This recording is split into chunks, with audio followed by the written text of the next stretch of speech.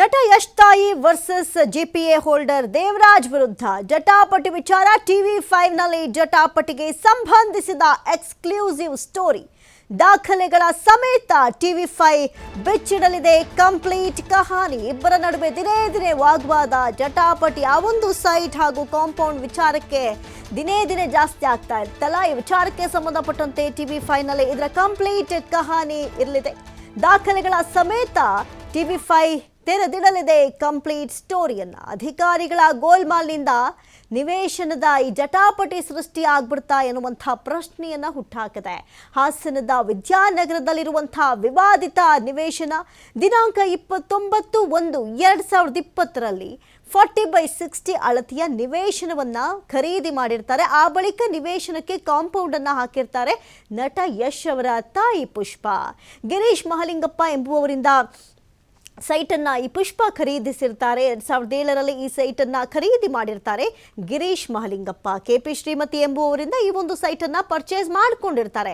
KP Shrimati 1982ರಲ್ಲಿ Thimmegowda ಅನ್ನೋರಿಂದ ಅವರು ಕೂಡ ಖರೀದಿಯನ್ನು ಇದೇ ರೀತಿ ಮಾಡ್ಕೊಂಡಿರ್ತಾರೆ. ಆದರೆ 2020ರಲ್ಲಿ 3ನೇ ಮಾಲೀಕರಾಗಿ ಸೈಟನ್ನು ಈ ಪುಷ್ಪ ಅವರು ಪಡೆದುಕೊಂಡಿರ್ತಾರೆ. ಆದರೆ ಆ ಸೈಟ್ ತಮಗೆ ಸೇರಿದ್ದು ಅಂತ ಹೇಳ್ತಾ ಇದ್ದಾರೆ ಜಿಪಿಎ ಹೋಲ್ಡರ್ ದೇವರಾಜ್.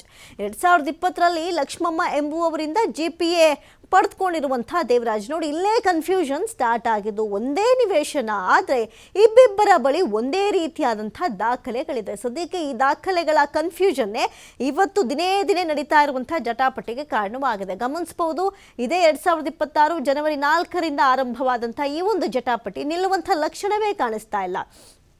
ದಿನೇ ದಿನೇ ಅವರು ಕಾಂಪೌಂಡ್ ಕಟ್ತೀನಿ ಅಂತ, ಇವ್ರು ಅದು ಹೆಂಗೆ ಕಟ್ತೀರಾ ನಮ್ಮ ಜಾಗದಲ್ಲಿ ಅಂತ, ನೀನು ದಾಖಲೆ ತಗೋಬಾ, ಪೊಲೀಸವ್ರನ್ನ ಕರೆಸು, ಕೋರ್ಟ್ ಕರೆಸು, ಕೊನೆಗೆ ಜಡ್ಜನ್ನೇ ಕರೆಸು ಅಂತ ಹೇಳಿ ರೋಡಲ್ಲಿ ಅತಿ ದೊಡ್ಡ ಜಟಾಪಟಿಗೆ ಇವರಿಬ್ಬರ ವಾಗ್ವಾದಗಳು ಕೂಡ ಕಾರಣವಾಗಿರೋದನ್ನು ಗಮನಿಸ್ತಾ ಇದ್ದೀವಿ. ಆದರೆ ಸದ್ಯಕ್ಕೆ ಗೊತ್ತಾಗ್ತಾ ಇರುವಂತಹ ಅಪ್ಡೇಟ್ಸ್ ಪ್ರಕಾರ 3ನೇ ಮಾಲೀಕರಾಗಿ ನಟ ಯಶ್ ಅವರ ತಾಯಿ ಪುಷ್ಪ ಈ ಸೈಟನ್ನು ಪರ್ಚೇಸ್ ಮಾಡ್ಕೊಂಡಿರ್ತಾರೆ. ಜೊತೆಗೆ ಲಕ್ಷ್ಮಮ್ಮ ಎಂಬುವವರಿಂದ ದೇವರಾಜ್ ಕೂಡ ಜಿಪಿಎನ ಮಾಡ್ಕೊಂಡಿರ್ತಾರೆ. ಸದ್ಯಕ್ಕೆ ಒಂದಷ್ಟು ಕನ್ಫ್ಯೂಷನ್ ಇಲ್ಲಿರೋದ್ರಿಂದ ಇದು ಯಾರ ಮಿಸ್ಟೇಕ್, ಎಲ್ಲಿಂದ ಈ ರೀತಿಯಾದಂಥ ಒಂದು ಮಿಸ್ಟೇಕ್ ಶುರುವಾಯಿತು ಅನ್ನೋದು ಸದ್ಯಕ್ಕಿರುವಂಥ ಯಕ್ಷ ಪ್ರಶ್ನೆಯಾಗಿ ಉಳಿದುಕೊಂಡ್ಬಿಟ್ಟಿದೆ. ಇನ್ನು ಮಗನಿಂದ 1977ರಲ್ಲಿ ಸೈಟನ್ನು ಖರೀದಿ ಮಾಡಿರ್ತಾರೆ ಚಿಕ್ಕೇಗೌಡ. ಇವರಿಗೆ ಸೈಟ್ ಮಾರಾಟವನ್ನು ಮಾಡಿರೋ ಬಗ್ಗೆ ಇದೀಗ ಆರೋಪ ವ್ಯಕ್ತವಾಗ್ತಾ ಇದೆ. ಯಾರು ನಕಲಿ ದಾಖಲೆಯನ್ನು ಸೃಷ್ಟಿಸ್ಬಿಟ್ಟಿದ್ದಾರಾ ಅಥವಾ ಇದು ಒಂದು ಸಮಸ್ಯೆ ಎಲ್ಲಿಂದ ಆರಂಭವಾಯಿತು ಅನ್ನೋದೇ ಸದ್ಯಕ್ಕಿರುವಂಥ ಪ್ರಶ್ನೆ. 2023ರಲ್ಲಿ ಪುಷ್ಪ ಹಾಗೂ ನಟರಾಜ್ ವಿರುದ್ಧ ಕೇಸ್. ನಟರಾಜ್ ದಾಖಲೆಗಳನ್ನು ಬರೆದುಕೊಡುವಂಥ ರೈಟರ್ ಆಗಿದ್ದಾರೆ.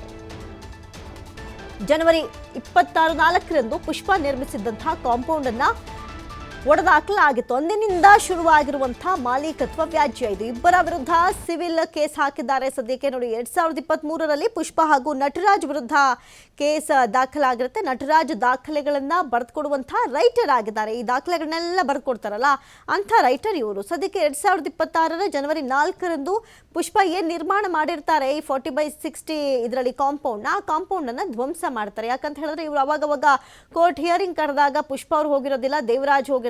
ಹಾಗಾಗಿ ಏಕಪಕ್ಷೀಯವಾಗಿ ಇಲ್ಲಿ ನಿರ್ಣಯವನ್ನ ಕೊಟ್ಬಿಟ್ಟಿದ್ದಾರೆ ಅನ್ನೋದು ಒಂದು ಕಡೆ ಪುಷ್ಪ ಅವರ ಆರೋಪ.